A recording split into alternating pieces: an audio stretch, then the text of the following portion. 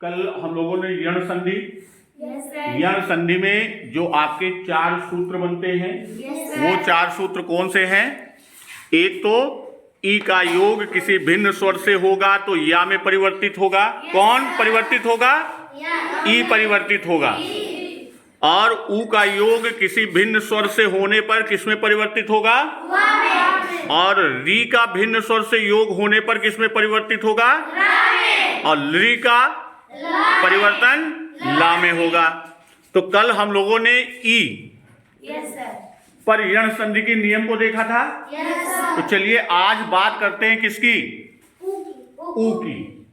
कि ऊ का रूपांतर यानी ऊ ध्वनि परिवर्तित हो जाएगी किस ध्वनि में? वा ध्वनि में। और जहां तक वर्ण की बात हम करते हैं तो वर्ण वास्तव में मूल रूप में क्या है? ध्वनियां हैं, चाहे वो स्वर हो चाहे व्यंजन हो। तो स्वर और व्यंजन ये मूल रूप में क्या हैं? ध्वनियां हैं। और इनके लिए जो हम प्रतीक यानी इन ध्वनियों के लिए जो प्रतीक बनाते हैं वही क्या है? वही लेखन कार्य के लिए हम वर्ण की बात करते हैं, जिसे हम आप अक्षर कहते हैं। तो यहां जो ध्वनि ऊ है वह परिवर्तित किसमें होगी? वा में। तो अब इसका एक उदाहरण, जैसे ये आपका उदाहरण है अनु धन अय। तो अनु में अंतिम ध्वनि कौन सी है? क्योंकि अगर इसका हम वर्ण विभेद करेंगे, अनु का वर्ण विभेद करेंगे तो वह कैसे होगा? अनु का वर्ण विभेद आप करोगे तो ये क्या हो जाएगा? स्वर अपने में पूर्ण है आ और नु का हो जाएगा ना धन उ। तो यहां पर अंतिम ध्वनि कौन सी आई? और इसकी पहली ध्वनि कौन सी है? आ। तो अब यहां पर आप देखिए ऊ का योग किससे हो रहा है? तो ऊ से भिन्न है, ऊ से भिन्न है। और आपने पढ़ा है कि यदि ऊ का योग किसी भिन्न स्वर से होता है तो वह किसमें परिवर्तित होता है? वा में। तो अब ऊ किसमें परिवर्तित हो गया? ऊ परिवर्तित हो गया वा में। अब बाकी जो यहां ऊ निकालने के बाद बचा था, ऊ निकालने के बाद क्या बचा है? आ और ना हलंत। तो उसके आगे आ और ना हलंत लिख दिया और दूसरे खंड में आ या बचा है, हमने आ या लिख दिया। तो इस तरह पूरे को मिलाकर यानी इन ध्वनियों का संयोजन कर देते हैं तो यह शब्द क्या बन जाएगा? अन्वय। अब इसी अन्वय को, इस सूत्र को हम निकालते हैं।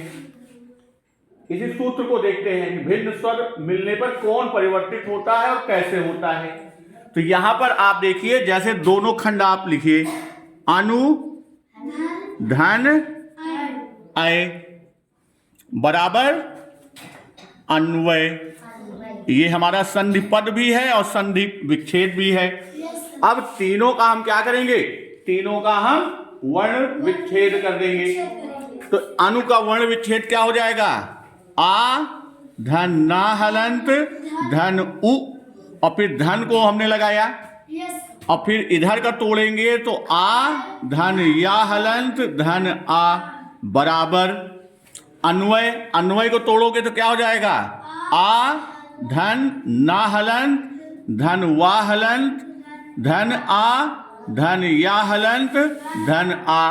और हम लोग गणित में जानते हैं कि यदि समान चिन्ह और समान राशि बराबर के दाएं बाएं ओर है तो वो आपस में क्या होती है? कट जाती हैं। तो अब इसमें जो बराबर हैं, आ ना है काट दिया, फिर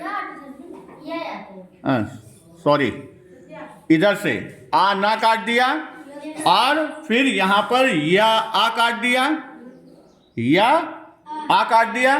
तो बचा क्या? अब यहां पर भी आ है, यहां पर भी आ है, तो वास्तव में देखा जाए तो ये भी कटेगा। अब बचा क्या? बचा क्या? ऊ बराबर वा।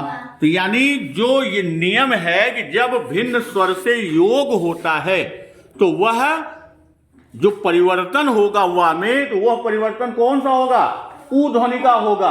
और जो यहां पर सिद्ध हो रहा है कि अनुधन अ बराबर अन्वय यानी उ परिवर्तित हुआ है वा में, तो हम वर्ण विभेद करके हमने दिखा दिया कि इधर उ बचा और इधर वा बचा। तो इन दोनों में आप देखिए तो उ बराबर वा यानी उ का रूपांतर किसमें हुआ? वा में हुआ। अब इसी तरह का एक दूसरा उदाहरण देखते हैं, जैसे मध्वरी, मधुधन अरि, ये है ना मधुधन अरि।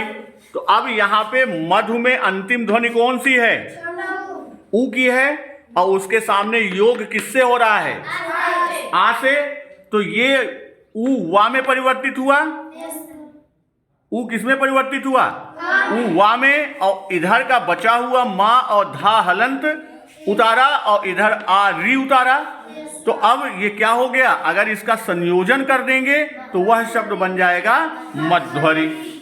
ये चीज क्लियर? एक उदाहरण और ले लो, जैसे अन्वेषण, अनुधन एषण। तो अनुधन एषण में जब हम देखते हैं तो उ आम उ और किससे योग हो रहा है? ए से। तो अब उ का योग भिन्न स्वर से है, तो जब भिन्न स्वर से हो रहा है तो उ का रूपांतर किसमें हो गया? वा में, और बाकी खंड को हमने उतार लिया। तो ये हमारा संयोजन करने पर क्या बना? अन्वेषण। अब यहां पर एक जो बात बताया कि जब स्वर के सामने कोई भिन्न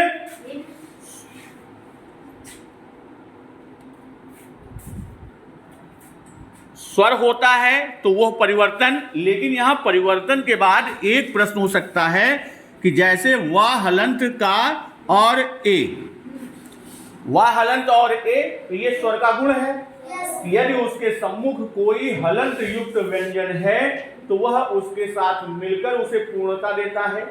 जैसा कल हमने बताया था 12 खड़ी। अब 12 खड़ी में यहां एक चीज ये जानिए कि जितने भी हमारे मूल व्यंजन होते हैं वह क्या होते हैं? हलंत युक्त। और हलंत युक्त का मतलब क्या है? वह अर्ध रूप में है, यानी वे अर्धाक्षर हैं, और ये अर्धाक्षर स्वर से मिलकर पूर्ण रूप में आते हैं, जिसे हम आप 12 खड़ी में पढ़ते हैं। तो 12 खड़ी का रूप आपको दिखा रहे हैं कि ये आपके स्वर और अयोगवाह मिला के 13 होते हैं, उसमें से री को छोड़ के बाकी 12 हैं। तो जो आपके अ आ इ ई उ ऊ ए ऐ ओ औ अंग अह, यही आपके बने। अब इसका योग जब किसी मूल व्यंजन से होता है, मूल व्यंजन कौन सा है? वाह है। अब वाह हलंत युक्त है इसलिए मूल है, और मूल वास्तव में यह क्या होता है? यह ध्वनियां हैं, और इस ध्वनि के लिए लेखन करने के लिए जो प्रतीक या चिन्ह हम बनाते हैं वही हमारे वर्ण हैं। तो अब जो ये वाह मान लीजिए उदाहरण हमने लिया, तो वाह हलंत का योग जब ह्रस्व आ से होगा तो वाह बनेगा, वाह हलंत का दीर्घ आ से होगा तो वाह बनेगा, और वाह का ह्रस्व ई से होगा तो वि बनेगा। उसी तरह वाह का योग ओ से होगा तो वो बनेगा, और अगर वा का योग किससे होता है? ए से होता है तो वो क्या बनेगा? वे बनेगा। तो इस तरह संधि, जब हम स्वर संधि पढ़ते हैं तो जब किसी स्वर के सामने अर्धाक्षर युक्त क्या आता है? अर्धाक्षर कोई भी व्यंजन आता है तो वह उसके साथ मिलकर उसे पूर्णता देता है। तो वा का नियम क्लियर हो गया।